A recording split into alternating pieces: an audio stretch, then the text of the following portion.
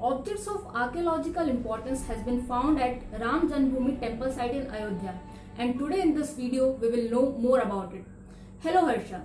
So tell us what has been found in recent findings and what do they suggest? Hi Nishtha. So this leveling of land was on for the last 10 days at the Ram Janmabhoomi site in Ayodhya, and today reports say that 7 pillars of black touchstone, 6 pillars of red sandstone, a 5 foot long shivling, and various remains of the idols of gods and goddesses have been recovered from the site. Okay, so in the larger context of this issue, as for decades there has been discussion on evidence of archaeology in Ram Janmabhoomi site, what importance does it have, and let's have a relook of what has been done in the past. Yeah, sure. See, one thing is what has been revealed or brought to the fore by the excavation today, backs the judgment that was passed on November 9, 2019, one that was pending for almost hundreds of years.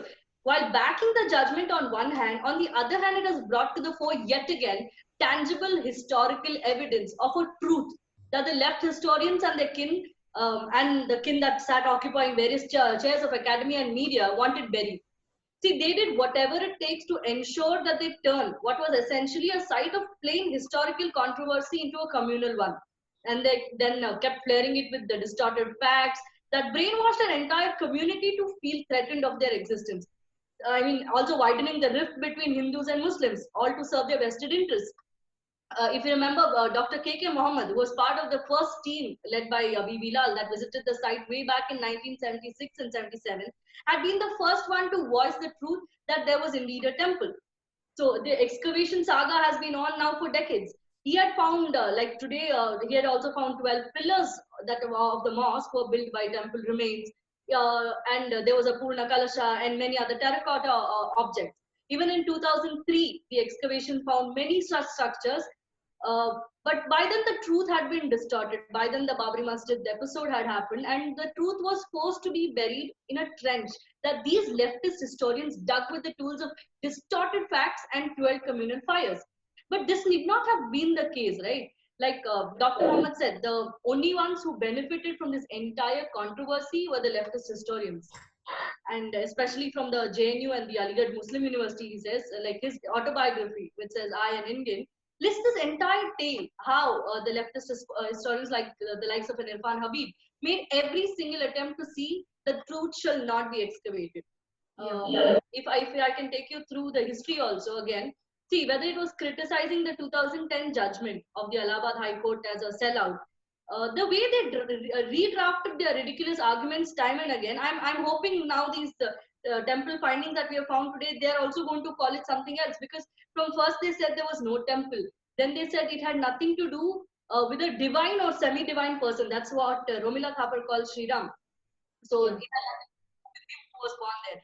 Once excavations began, their arguments saw a marked change. They propped up an Islamic structure underneath this temple. And then when that too was quashed, they tried to paint it in this so-called non-Hindu by saying it had Buddhist and Jain influence. So this has been on, right? Yes. So, as we all know that Ram Janmabhoomi is not a single issue. Instead, there are several temples which are now mosques and claim to be temples in past. What is the context for them? See, okay, let's look at the larger issue. Imagine this excavation being possible in the 90s itself, like before the scarring of India's timeline took place. What if the settlement had reached at some time in the 1990s? So many lives would have been saved, so much lesser conflict, so much lesser hatred. But they wouldn't let it be, right? Well, whether it's Kashi, Mathura, or any of these sites, maybe now these pseudo intellectuals peddling lies should stop their mucky business and apologize for the fissures in the Indian society that they've created. Also, for fundamentalists on both sides of the issue, it serves as a good opportunity to simply get factual and approach these sites of such controversy with a logical and practical mind, because Indian Muslims do not have anything to do with the ones who would have responsible for those barbaric acts that brought down our temples, right? So we should take this episode as a case for us to approach all other sides. It should remind us that be it Ayodhya or CA, it's not the Hindu versus Muslim or a mandir versus masjid, but an Indian versus someone who doesn't want to be for India. That is the issue. So, and we should not let the ones who benefit, who are the only ones who benefit from fishes, these maggots that not the idea of an India that does well, despite all its shortcomings, have their way.